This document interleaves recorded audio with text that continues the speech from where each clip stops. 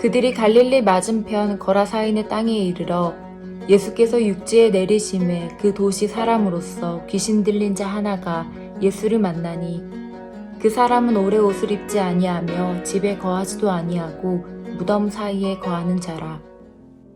오늘 본문에서 예수님은 배를 타고 갈릴리 맞은편 거라사인의 땅으로 가서 귀신 들린 한 사람을 만나게 됩니다. 그 사람의 특징에 대해서 자세하게 설명하고 있습니다. 옷도 집도 없이 무덤 사이에 살고 또 귀신에 사로잡힌 위험한 사람이다 보니 쇠사슬에 묶어놓기도 했는데 귀신 들려 쇠사슬을 끊고는 광야에 살던 사람이라 말합니다. 하나님의 형상으로 빚어진 한 인간이 무참히 짓밟혀 인간이 처할 수 있는 가장 절망적이고 비참한 모습으로 살아가고 있는 거죠. 그 귀신 들린 자는 예수를 만나자마자 소리 지르지만 나오라 는 예수님의 한마디에 군대 귀신은 그 사람에게서 나오게 되고 돼지떼들에게 들어갔습니다. 그리고 그 돼지떼들은 호수에 뛰어들어 몰사하게 되죠. 그런데 오늘 본문에는 또 다른 등장인물이 존재합니다. 바로 거라사인의 땅에 많은 사람들입니다. 돼지가 몰사하는 것을 본 몇 사람은 말에 알렸습니다.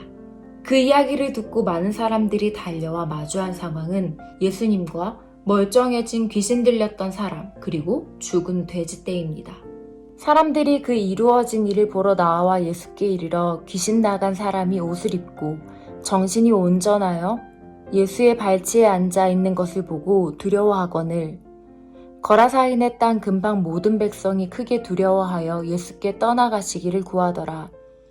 예수께서 배에 올라가실새 그들은 예수의 능력과 그 결과를 보고 두려워했고 더 나아가 이곳을 떠나가실 것을 구했습니다. 예수의 능력에 놀라 두려워할 수는 있죠. 그러나 그들이 떠나달라고 요청했던 이유는 엄청난 기적을 맛본 귀신 들렸던 사람보다 사라진 그들의 돼지떼가 더 중요했기 때문입니다. 반대로 귀신 들렸던 사람은 예수님을 만난 후 함께 있기를 구했습니다. 본문에 등장하는 귀신 들렸던 자와 그 땅의 백성들 사이에 존재하는 극명한 대조를 발견할 수 있죠.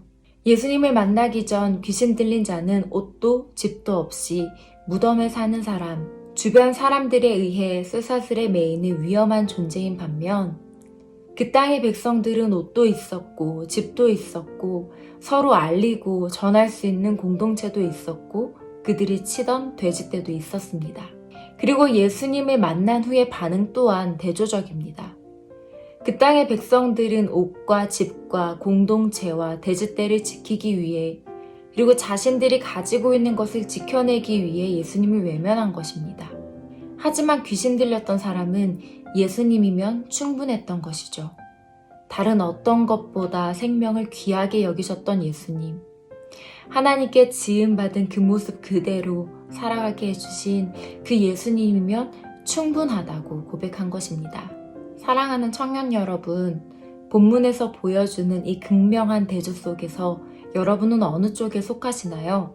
가진 것이 많고 지켜내야 할 것이 많고 이뤄내야 할 것이 많고 손해보기 싫어서 잠시 예수님을 외면하고 살아가진 않나요? 아니면 다른 어떤 것보다 절망 속에서 회복해 하신 예수님이면 충분하다고 고백하고 계신가요? 저는 그래도 외면하고 있진 않은데요? 라는 답변으로 안주하지는 맙시다. 귀신 들렸던 사람이 함께 있기를 간구했으나 그곳에 남기신 예수님의 마음을 기억하며 우리의 삶을 더 값지게 살아냅시다. 예수님이면 충분하다고 고백하는 하루를 살아갈 수 있기를, 그리고 또한 귀한 부르심 위에 서 있을 수 있기를 소망합니다. 사랑하는 하나님, 완전한 절망 가운데 있는 우리를 온전하게 회복시켜 주시니 감사합니다. 오늘 하루를 살아갈 때 그 예수님을 바라보기 원합니다. 예수님이면 충분합니다. 라고 고백하며 더 나은 삶, 값진 삶으로 살아낼 수 있도록 힘 주시옵소서. 예수님 이름으로 기도합니다. 아멘.